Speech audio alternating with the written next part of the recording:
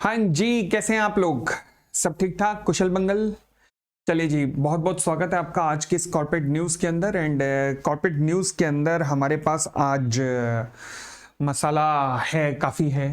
एक SME IPO को लेकर है कुछ मसाला, दूसरा सेबी को लेकर कुछ गाइडलाइंस हैं, तीसरा हिंदुस्तान एरोनॉटिक्स के लिए काफ़ी अच्छी खबर है, भारत की नंबर 1 डिफेंस मैन्युफैक्चरिंग कंपनी।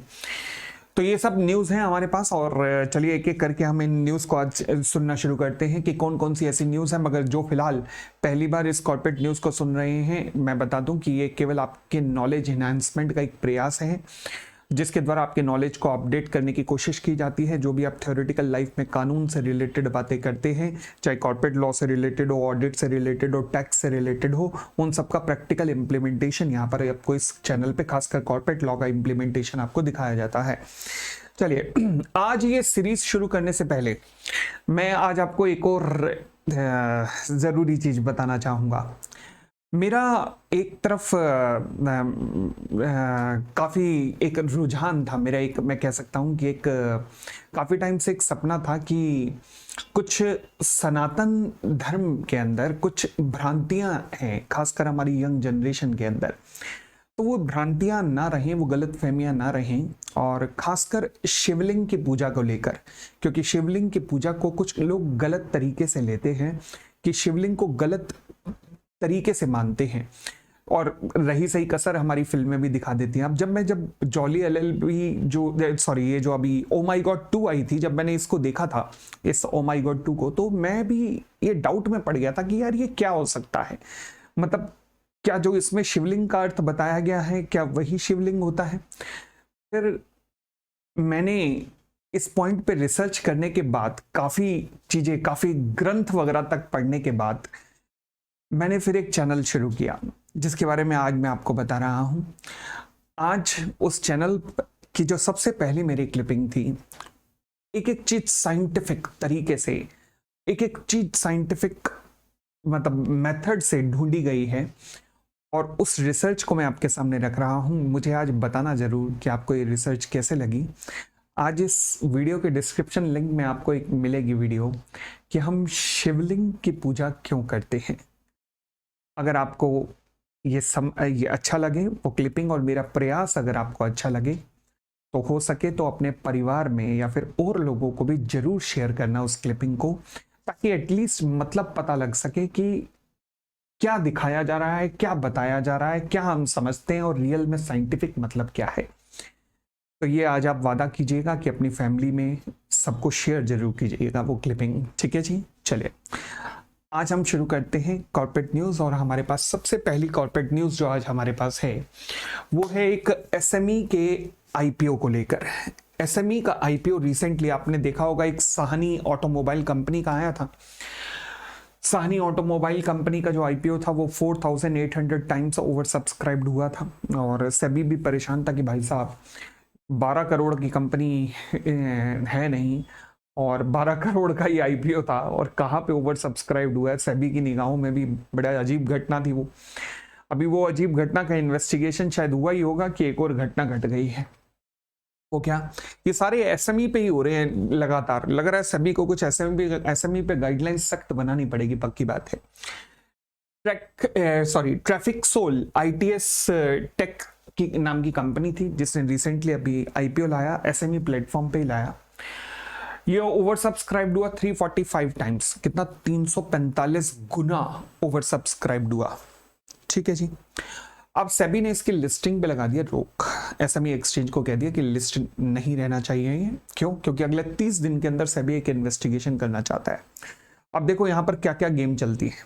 हुआ क्या, जो प्राइमा फेसाई, जो इनिशियल इन्वेस्टिगेशन सेबी को पता लगी है, जो रिपोर्ट्स सेबी के पास आई हैं, कंप्लेन आई हैं, वो ये है कि कंपनी के जो ड्राफ्ट रेड हेरिंग प्रोस्पेक्टस था, उसके अंदर जो वेंडर्स की लिस्ट दी हुई थी कि हम इन से माल परचेज करेंगे, वो सारी वेंडर की लिस्ट फर्जी थी। वाओ। दूसरी चीज, कंपनी ने जो अपने प्रोसीड्स दिखाए हुए थे कि हम जब आईपीओ से पैसा आएगा तो हम उसे यहां यहां यूज करेंगे, वो सारे यूजेस भी फर्जी थे, क्योंकि वेंडर फर्जी है और उन्हीं को पेमेंट जानी है और वो पेमेंट भी फर्जी जानी है, इसका मतलब तो यानी कि पब्लिक को बेवकूफ बनाने की एक कार्यवाही चालू थी। तो इसलिए आईपीओ में, खासकर एसएमई के आईपीओ में जब भी इन्वेस्ट करना तो बड़ा सोच समझ के करना, क्योंकि मार्केट में सारे एनालिस्ट, बड़े बड़े एनालिस्ट जो है ना, वो आईपीओ में जो सजेशन अपनी दे रहे हैं वो बीएससी एनएससी पे तो रिसर्च कर रहे हैं, एसएमई पे रिसर्च करने वाले मुझे खासकर नजर नहीं आए अभी तक। तो इसलिए एसएमई आईपीओ में अगर आप इन्वेस्ट करते हो तो बड़े ध्यान से देखना, क्योंकि ये आईपीओ लगातार सेबी के रडार में आ रहे हैं, लगातार डिफॉल्ट हो रही, लगातार गड़बड़ हो रही है इनमें। तो थोड़ा संभल के अगर आप लोग करते हो तो प्लीज थोड़ा संभल के, ठीक है जी। तो फिलहाल इसकी लिस्टिंग पे अब रोक लग चुकी है, 30 दिन के अंदर सेबी ने कहा है कि हम इन्वेस्टिगेशन करेंगे। बीच में फंसता कौन है पता है? इन्वेस्टर फंसता है। आगे next, SEBI extend the guidelines to implement the direct pay out of the securities to the client demat account.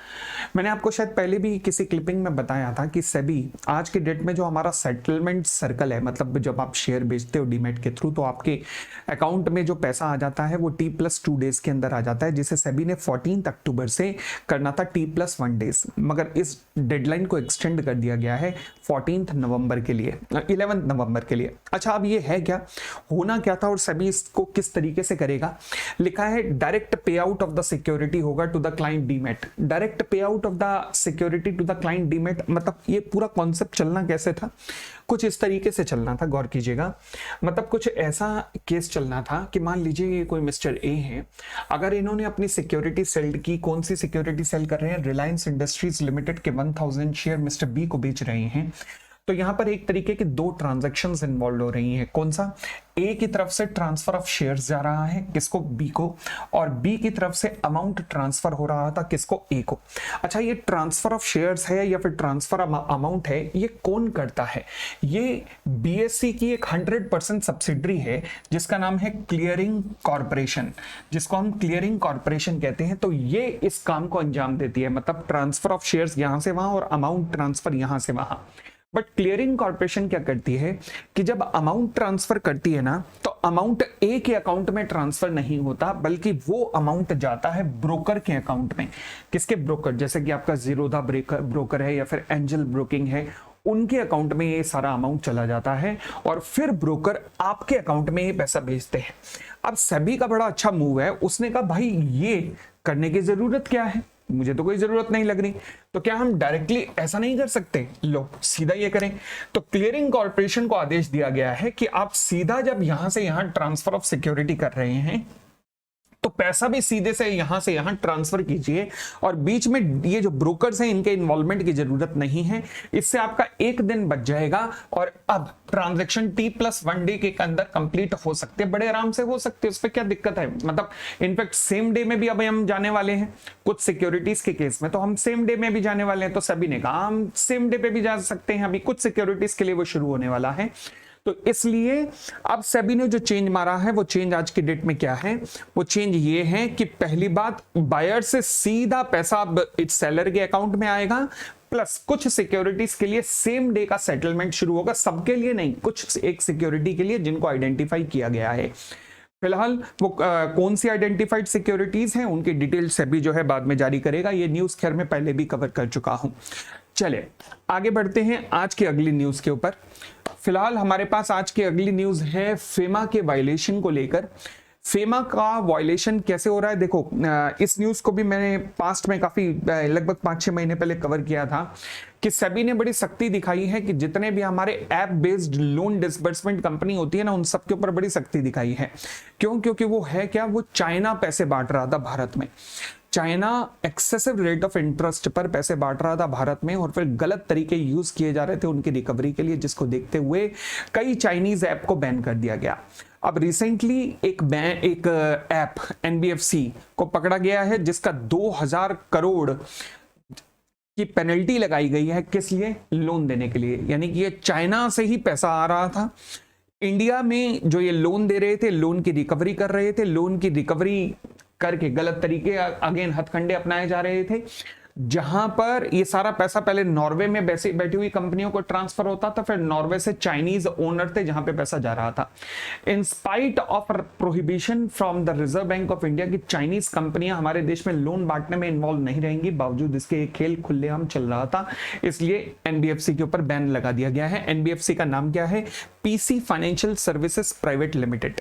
फिलहाल इसका ऐप वगैरह सब कुछ बैन कर दिया गया है। मेरी आप लोगों से रिक्वेस्ट यही है कि जो ऐप बेस्ड लोन होते हैं उनसे प्लीज अवॉइड कीजिएगा।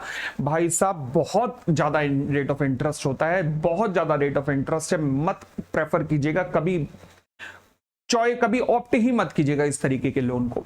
चलिए अब हम आते हैं अगली अपनी न्यूज के ऊपर।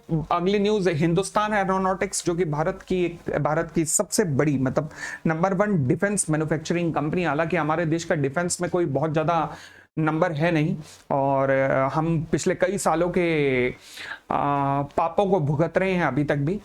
और जैसे हमारा एक प्लेन है तेजस नाम का, और तेजस MK1 जो हमने बनाया वो भी अभी तक पूरी तरह से ढंग का नहीं बना। अब हम मार्क 2 बना रहे हैं, जिसमें अगेन हमें इंजन की समस्या आ रही है। हमारा कावेरी इंजन पे काम चल रहा है।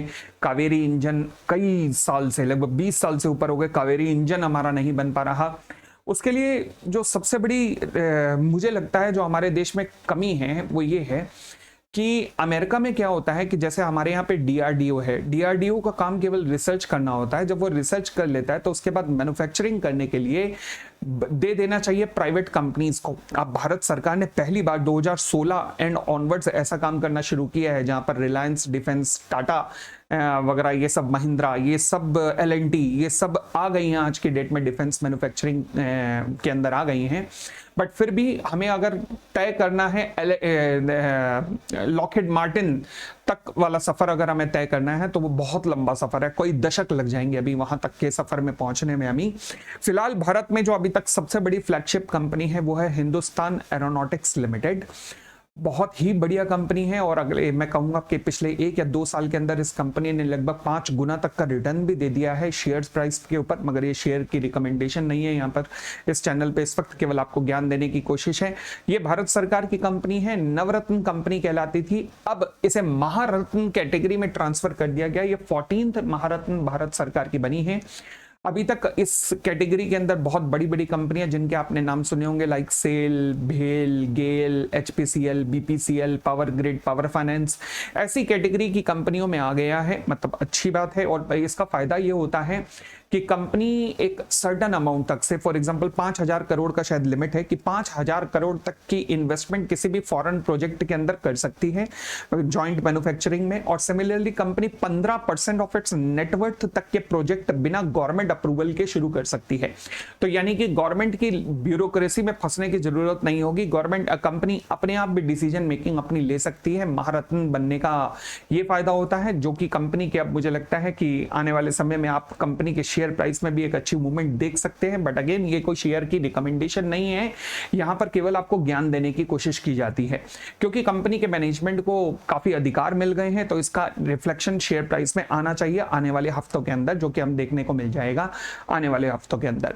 तो दोस्तों ये थी आज की हमारी कॉर्पोरेट न्यूज, एंड मैंने जो आपको आज चैनल बताया उस चैनल को जरूर देखिएगा, जरूर उसे अपना फीडबैक जरूर दीजिएगा नीचे कमेंट्स में, और उस चैनल को भी सब्सक्राइब जरूर कर लीजिएगा।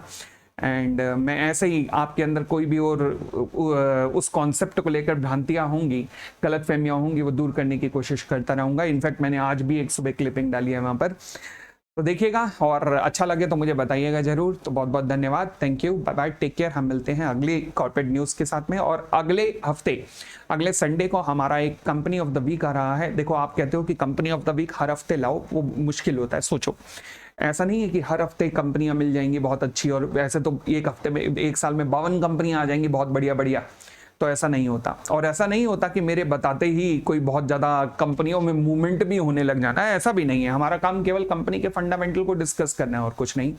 अगले हफ्ते जिस कंपनी के ऊपर मैं अभी आजकल रिसर्च कर रहा हूं, और अगले हफ्ते जो रिसर्च मैं आपके सामने प्रेजेंट करूंगा, again fundamental plus technical analysis दोनों, उस कंपनी का नाम है GE शिपिंग। भारत की सबसे बड़ी शिपिंग कंपनी से है, ये शिपिंग कंपनीज में से एक है, और बेहतरीन जिसे कहते हैं कि फंडामेंटल वाली वाली कंपनी है एक, मैं बताऊंगा कि क्यों, ऐसा क्यों है।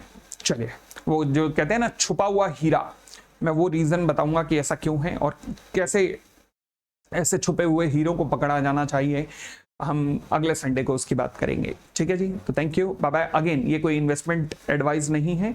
इन्वेस्टमेंट एडवाइस आपको केवल सेबी रजिस्टर्ड इन्वेस्टमेंट एडवाइजर से ही लेनी चाहिए। हमारा पर्पस केवल आपको ज्ञान देना है, ज्ञान बढ़ाना है। Thank you, bye bye, take care.